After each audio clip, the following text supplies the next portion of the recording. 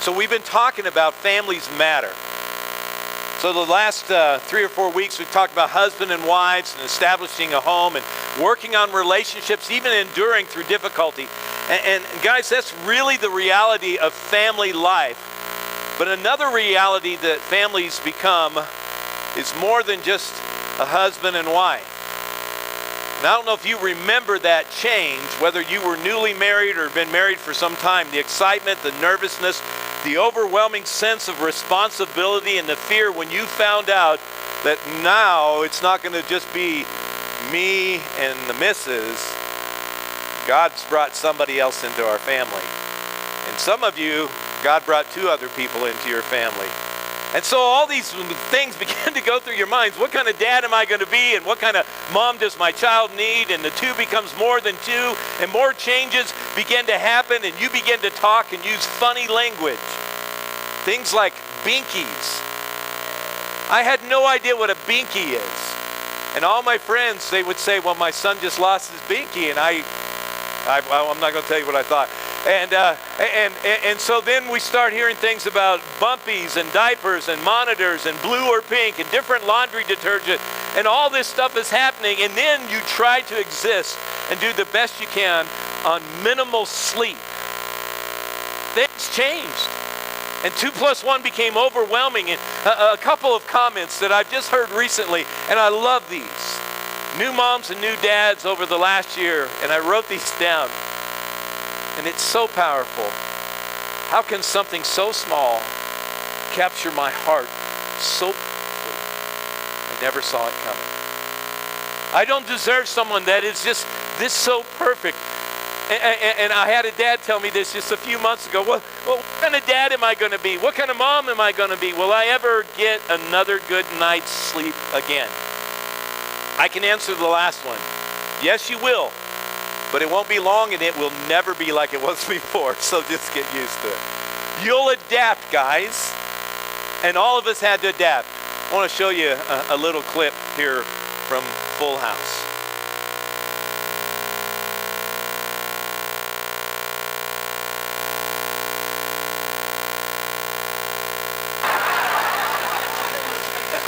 Okay, Daddy, it's later. Steph, Michelle was just singing the cutest little song. I learned a new song in school today. I write the songs that make the whole world sing. Steph, as happy as I am to hear that the public schools are keeping that song alive, I really have to get some footage of Michelle singing her little song. La la la. La la la. You think you're so cute. Don't really be happy. Oh no, you are so cute. Turn it down, please. You're starting to toast my marshmallows. Thank you very much. You're a nice kid. Don't change. All right. Let me see. Yeah. Step aside, please. Make way for Miss Tanner. Hey, babe. Dave, I told you you'd get a laugh with that. No, please, no autographs. Miss Tanner can't write. Look at this little cutie pie she's like. Irene, who's that redhead I like on Gilligan's Island? Not Marianne, the movie star. Tina Louise. That's right. She's a teeny tiny Tina. And look at that little tushy. Mother, do you have to grab everyone's tushy? All right. Here we go, little angel. Okay, now what you do, you sit up here on the marshmallow. Ma.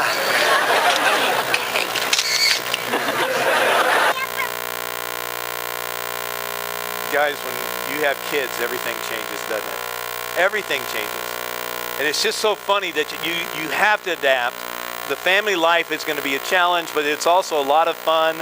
And you do a lot of unique things along the way. Guys, there is a lot of voices out there that have plans and ideas about what it means to raise godly children. And a lot of those people are experts and they do great. And I just want to let you know that not all of those things work.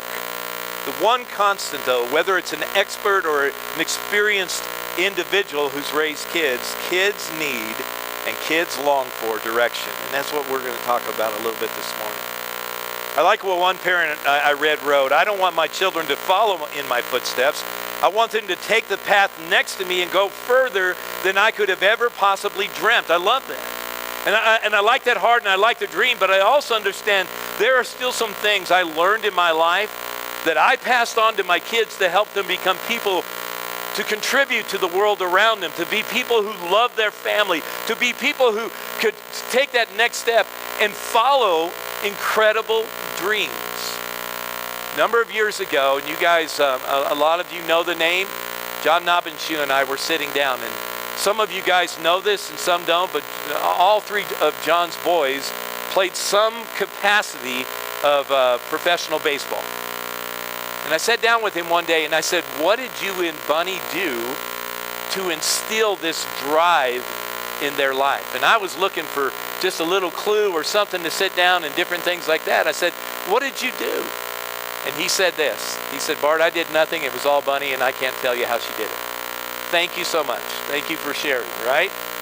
Guys, listen, I wanted my kids to understand that life is incredible and we're going to invest, but more than anything, you know what I wanted my kids to understand? And I talked to them about this over and over.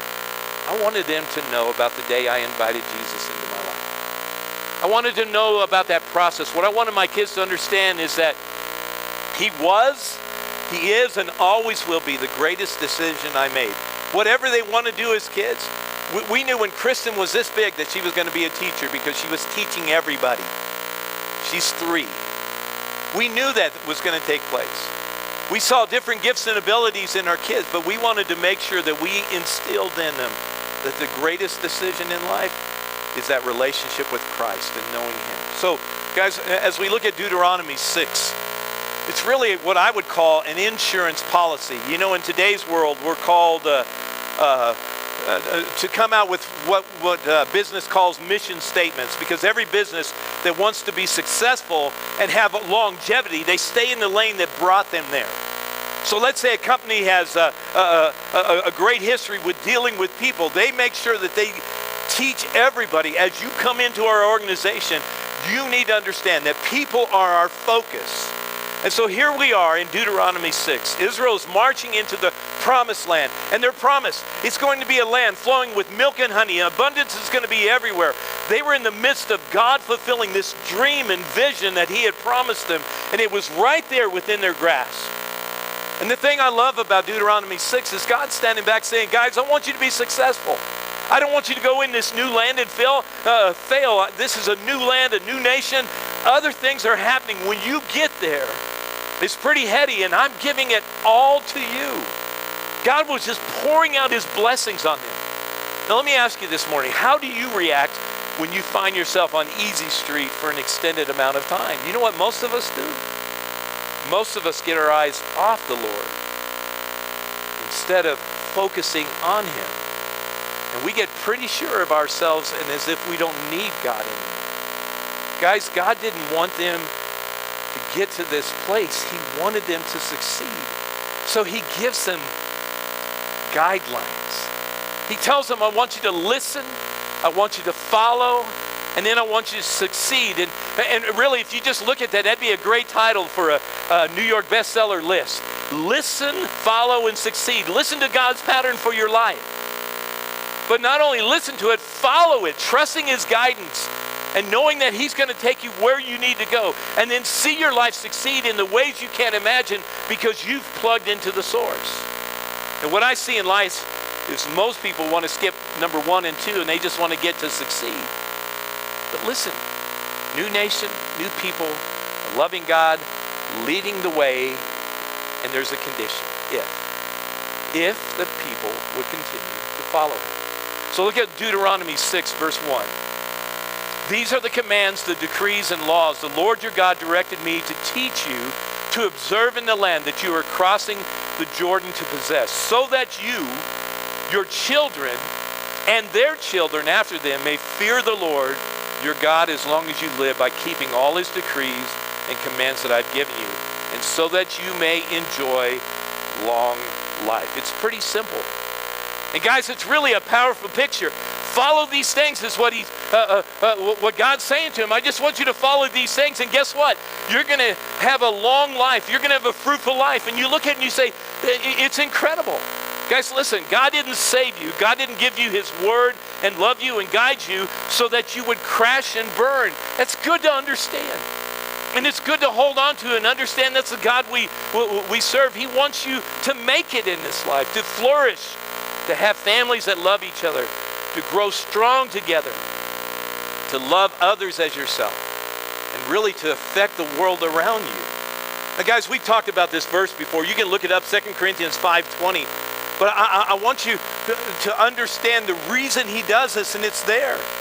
We are therefore Christ's ambassador, as though God were making his appeal through us.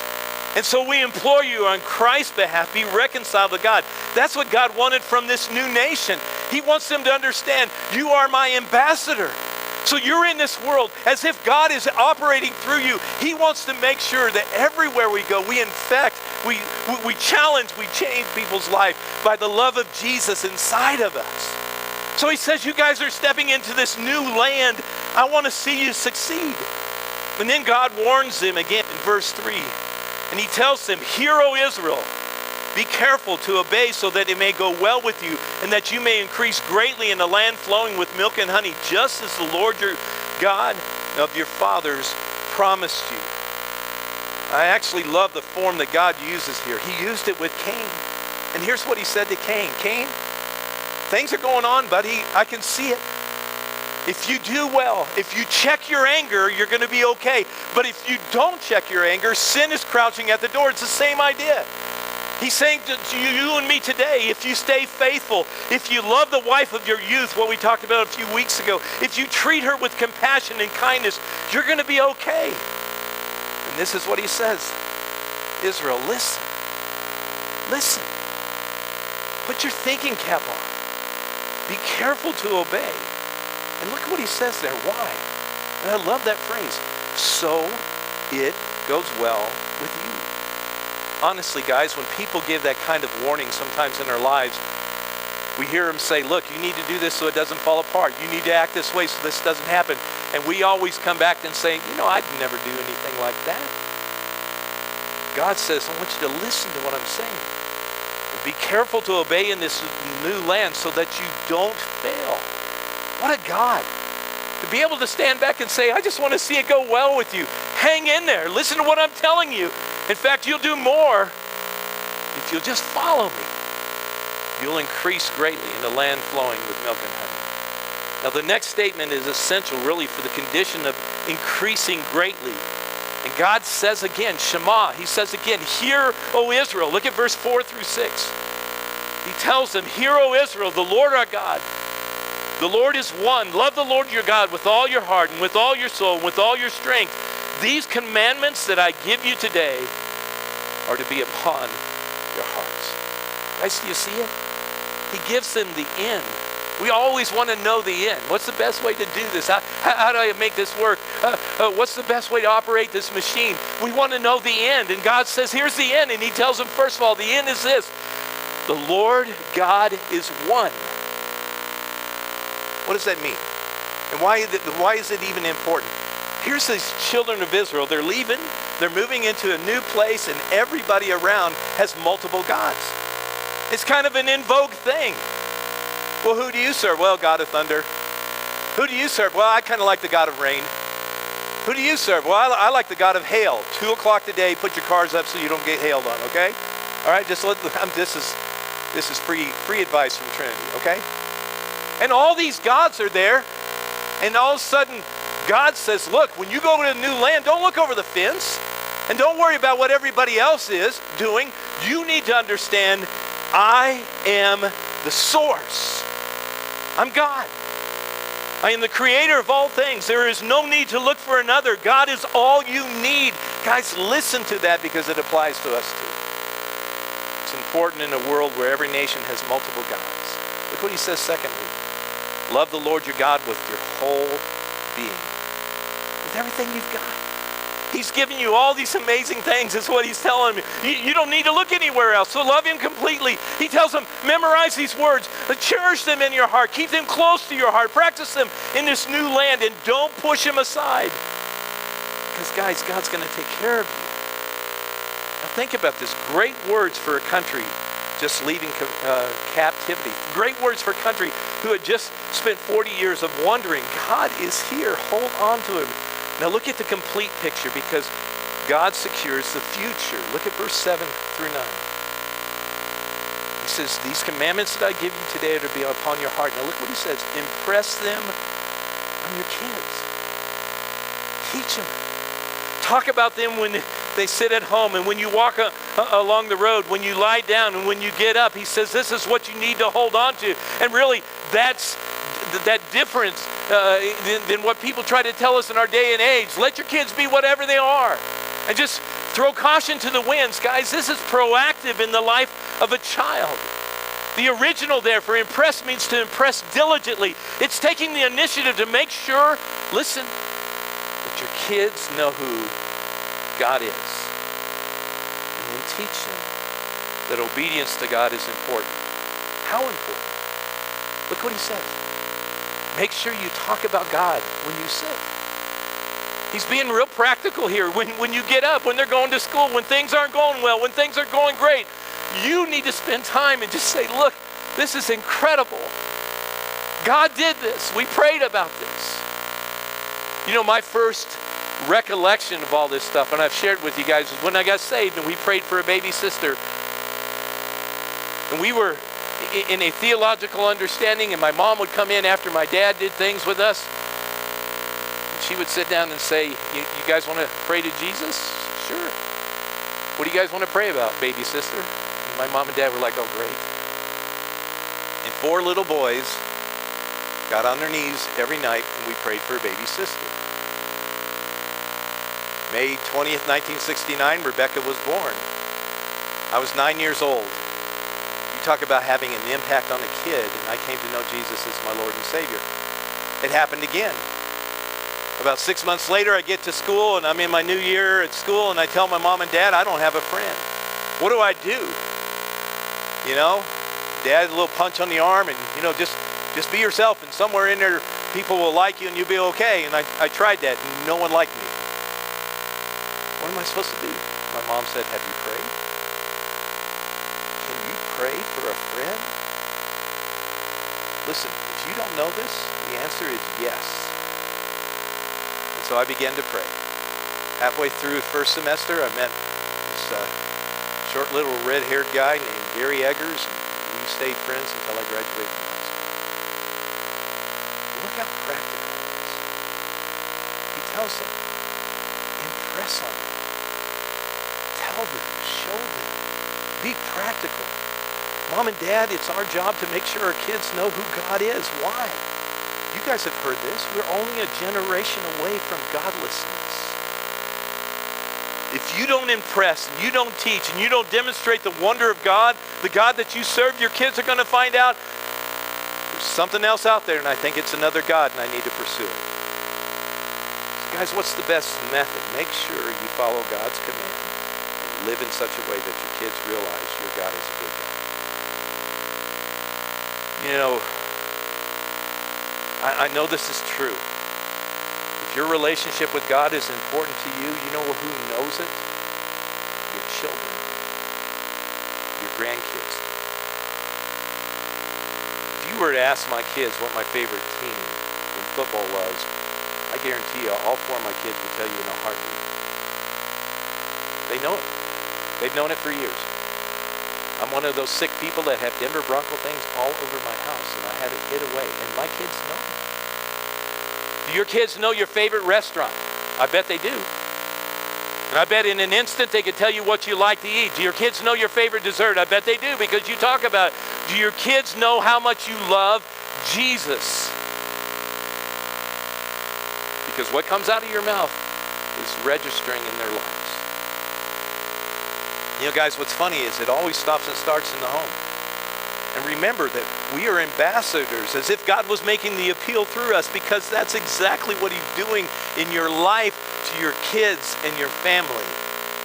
Guys, raising kids that know the Lord and honor the Lord and serve Him, again, it begins and ends with you and me. Proverbs 22:6 says, really gives us the important, train a child in the way he should go, and even when he's old, he will not depart from it. So intentionality, guys, is paramount, because little eyes and little ears are learning and watching and evaluating. And here's what they're asking: is God important to you? All right, so some of you are thinking, well, we go to church. Good. You know what usually happens in the life of people? I went to a church where my dad wore sunglasses. All the deacons in our church wore sunglasses, and you know what they all did? They slept. And I'm a grown man. So there was 20 deacons, all of them. If you guys start wearing sunglasses next week, I'm going to call you down, okay? But all of them had sunglasses on, and they all did this, and they all were like this. And then, I mean, you know, three-part harmony, guys. They could snore like anybody else. And we all knew it. So we're looking at that going, I don't know if I want that kind of relationship with God. You know when you find out about a relationship with God is on Monday and Tuesday and Wednesday. Is God important in your home? Is God important to you? Do your grandkids see that? Do your kids see it? I was studying the last couple of days, and I ran across a guy by the name of Ron Edmondson, who is a CEO of an organization called Leadership Networking. He had a list. He's got 2 grown kids. He's pastored a number of churches, and on this list he wrote down, here's the tools that my wife and I use to raise godly children. I've added to that list, and I just want to share some of these things with you. Now here's the thing, guys, okay? Every time we do something like this, you can walk out feeling guilty, or you can stand back and say, I got to change. I don't want you to walk out feeling guilty. I want you to just be submissive to whatever God tells you. And if He tells you, it's all right. Because all of us learn. All of us have made mistakes. Understand that? We all. But what is on this list, and I think it's really good, is practical. And I think there's biblical content in all of it. So the first one is this: raising godly children doesn't happen by accident. You get it? I just want to say this. When you have a kid and you're doing that, it's hard work, okay? If you have raised a child and it was not hard work, I want to switch places with you, and you can teach right now. Because it's just hard. And some of it's not hard in ways of other things, but it's just hard. So understand, you have to impress and train. You have to be intentional. And so be intentional. Number 2, define for your kids what it means to be a follower of Christ. Don't assume. You know, when I was in youth ministry, one of the tough things about doing youth and children is that mom and dads think that we're gonna heal everything that ever happened in the home. As a youth pastor, I got kids for 2 hours a week. And I would try to instill stuff to them and do things, but if it's not happening in the home, it's definitely not going to happen in 2 hours. So don't show up to church. You know what we used to do with our kids when they were younger? And this was great for me as a pastor. Driving home, I would say, what was the main point of the sermon today? Okay? And you have 4 kids, and they're all looking at each other going, I don't have a clue what Dad talked about today. You know? Every now and then somebody would get an illustration, and I'd high-five with Denise and go, yay God, they got something out of it. But here's the truth.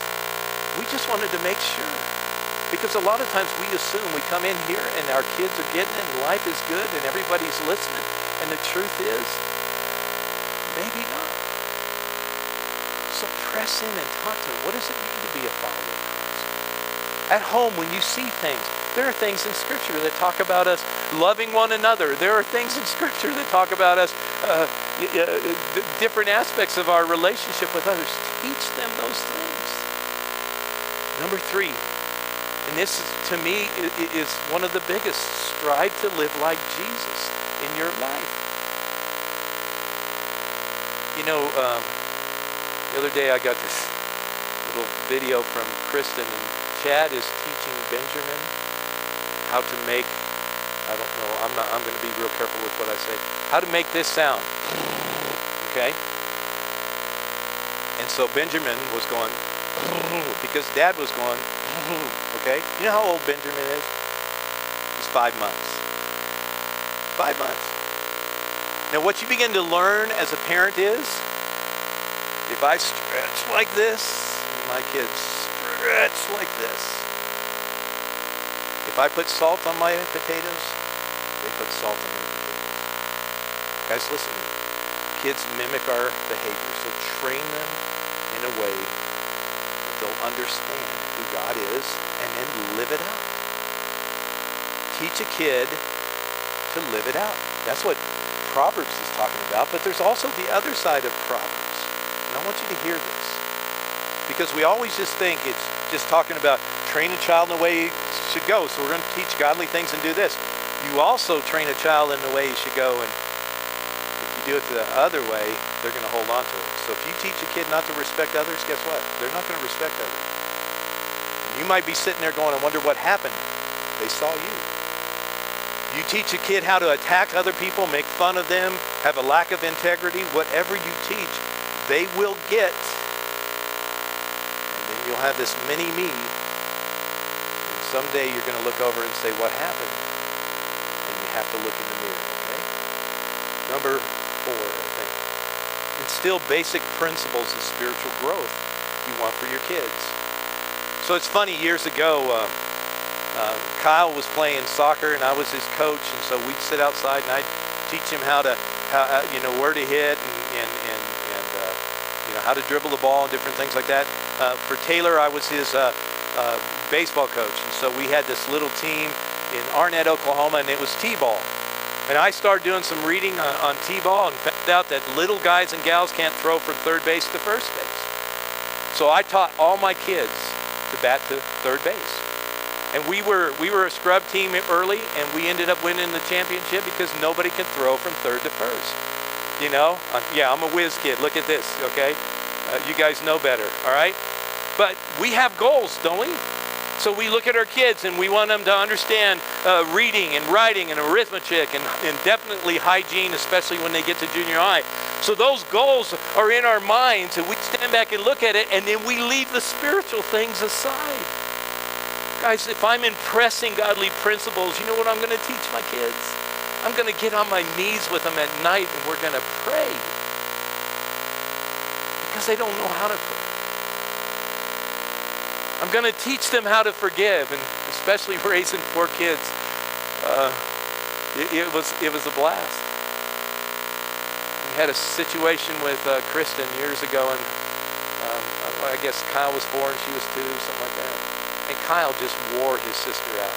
He was just, we called him Dennis the Menace, okay? That's what we called him. And he would just give her grief, and he would thump her on the nose, and one day she turned around and she clocked him and knocked him down, and he cried like a 4-year-old baby. That's what he cried like. So we sat down. This is a lesson. We've never had to do this with her, and it's time for us to sit down. And we sit him down, and you got to say you forgive your brother and all this other stuff. And that little kid would.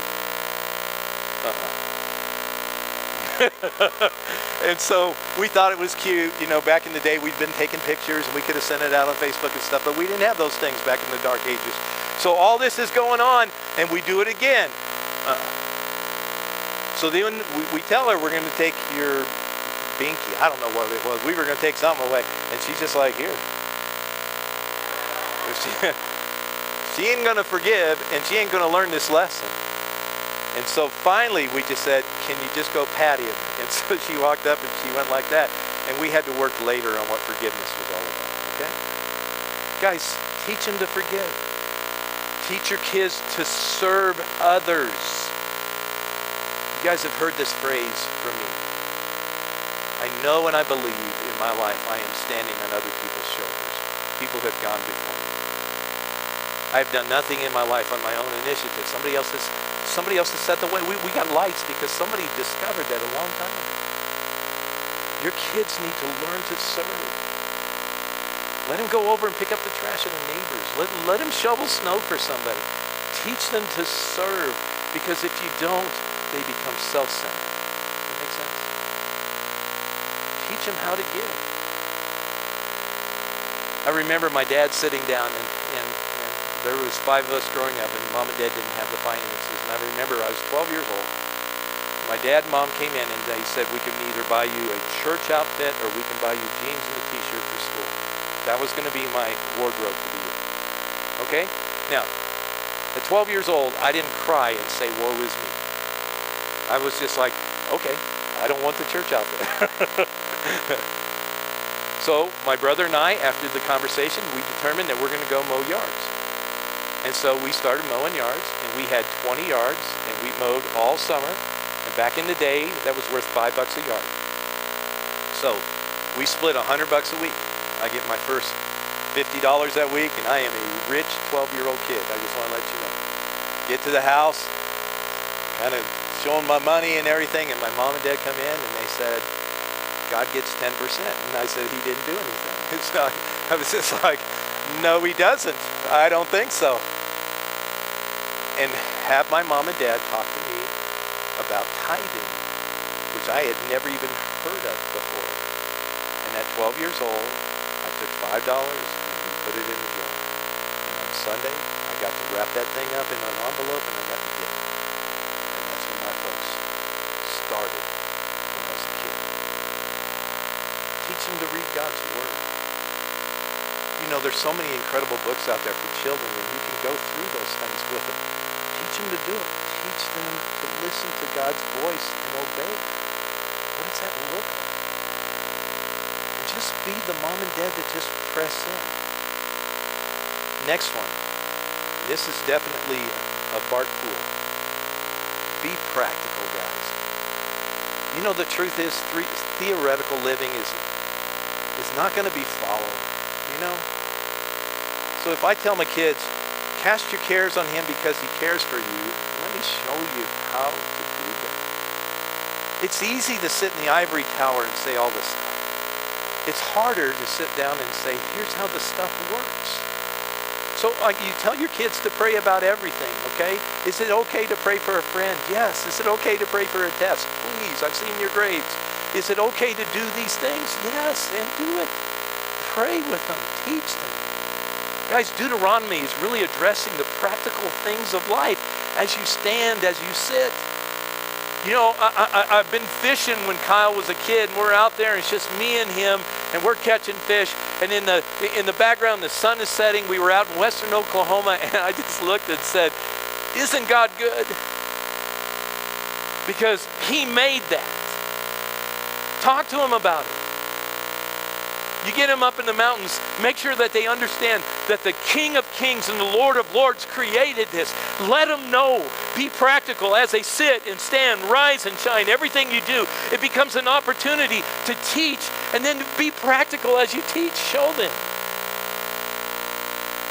Next, be willing to grow in your own relationship with Jesus so that you can lead your kids in the right direction.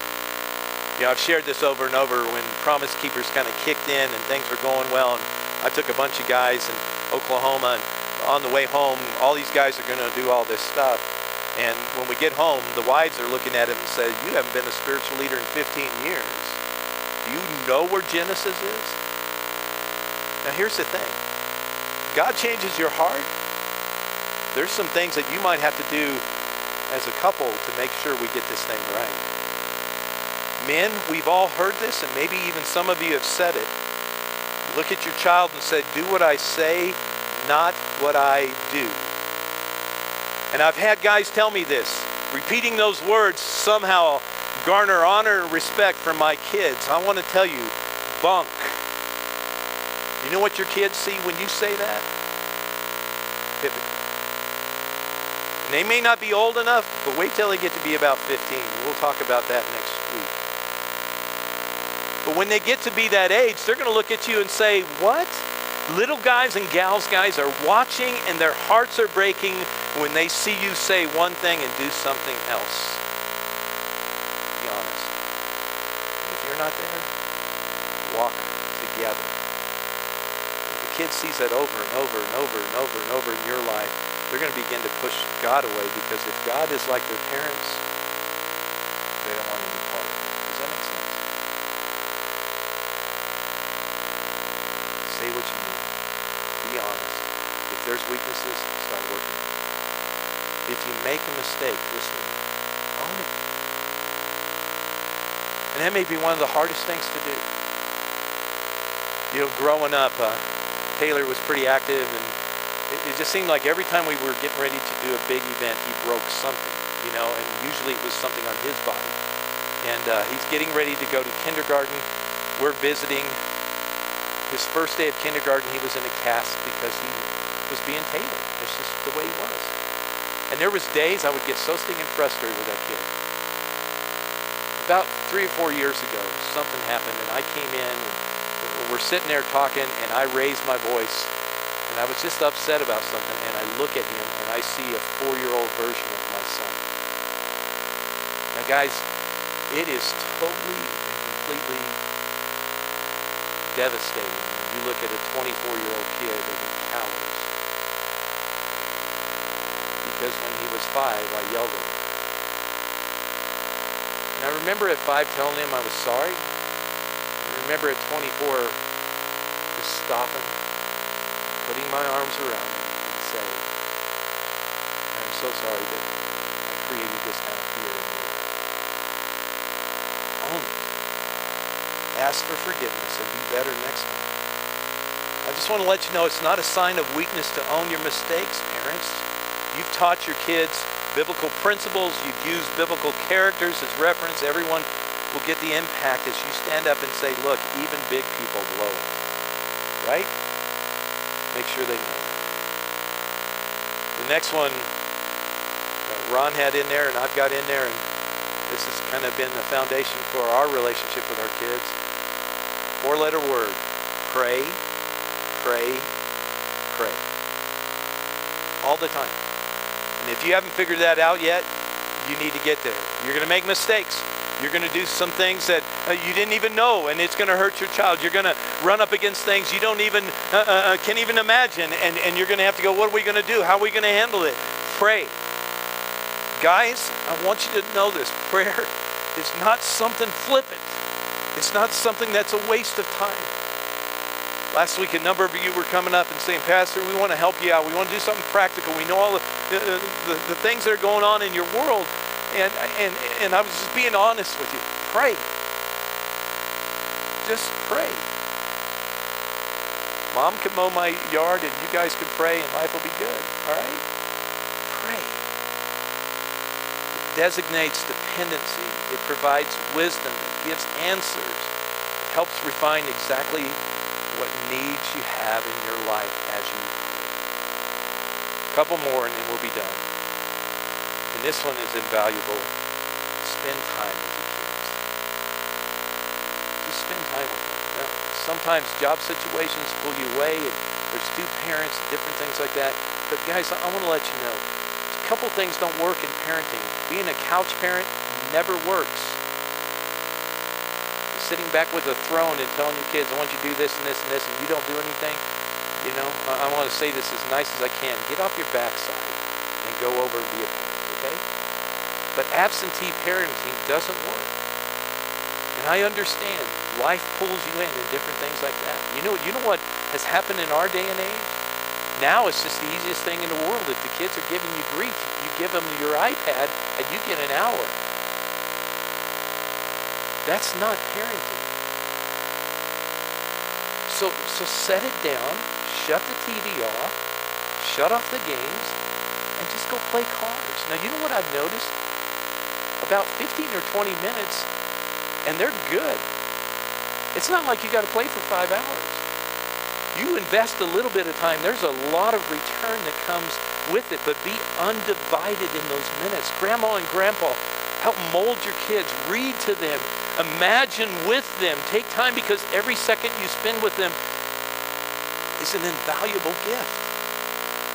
And what you're saying is, you are special to me. I love the fact that God says He would never leave us, never forsake us. You know why? Because we need His presence. How much more do your kids need your presence? So just be there. The last thing is this. Going to be gone in the blink of an eye. You know, it's amazing to think back in 10 years go like this. I love your phone, buddy. but in a blink of an eye. Some of the things we're talking about apply to everyone's. Some of this stuff is past tense. Some of it is 10 years ago, and it feels like yesterday. That's how quick it goes. So if those of you with little guys and gals, understand, it sure feels like it takes a long time, and tomorrow they graduate, okay? And I'm not kidding you. It will go like this. So make sure you invest and tell your kids how much you love them and be honest with them. Invest, grandparents, in your grandkids. Because sometimes mom and dad have just got to put food on the table, and you're there. So while you're there, learn how to do those noises again with the cars and different things like that. Just invest some time. But encourage them and capture those moments and be a cheerleader, but also be an advocate for your kids. Because, guys, it's going to be gone before you know it. So 2 became 3, 3 became 5, and before you know it, you had a full house. Be intentional, because God's given you a unique opportunity to mold and change those lives. Don't throw caution to the wind. That's exactly the point that God was making going into the promised land. Invest, teach them, inspire them, and you show them Jesus in the world. Can I ask you to bow your heads and close your eyes this morning?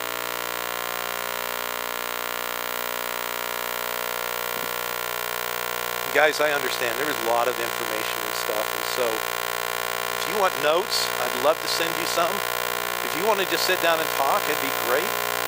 Some of you, it's all new and beginning, and you're just wondering because you've hit this terrible 2s and the crazy 3s and the whatever 4s. I forget what all that is. Every step, there's things and there's challenges. But along the way, if you press in and just keep showing your kids how much you love them and spend time with them, it means something. Hal's got a bunch of kids in our youth group whose mom and dads don't do that stuff. And just the effect that it's had on their lives. And I just keep praying for these kids that one day that there'll be somebody who will wrap their arms around them, and they'll get to know what a good father looks like, what a caring mom looks like. You had that opportunity in your home. You have that opportunity with your kids and your grandkids. You have that opportunity with a neighbor kid. Remember a few years ago, Bob Taylor, little guy in our church, and things weren't kind of going great and everything. Bob Taylor went out and bought him a bike. He walks in on a Sunday morning and he hands this little guy a bike, and I'm telling you, just the facial expression, just the embrace.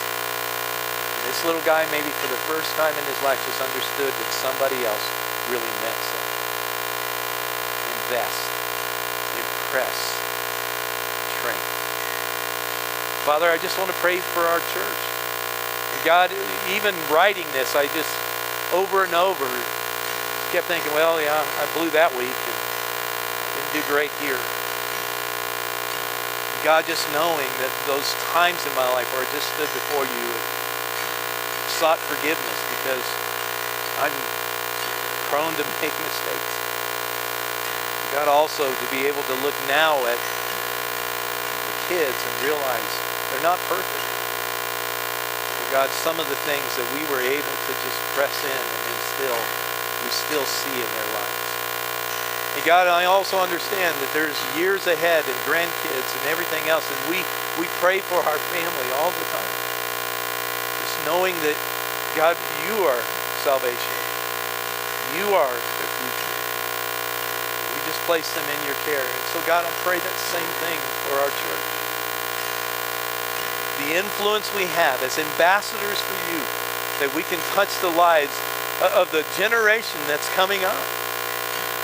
So that there's this infectiousness. They look and say, I want that Jesus in my life. I want that kind of joy. I want that kind of laughter. I want that kind of relationship. God, let us be incredible examples of you. I pray for the family that's had had it rough and things have been hard. And God, we'll talk more about that next week, but sometimes you do everything you can and it's still hard. And God, a lot of those times they don't make sense.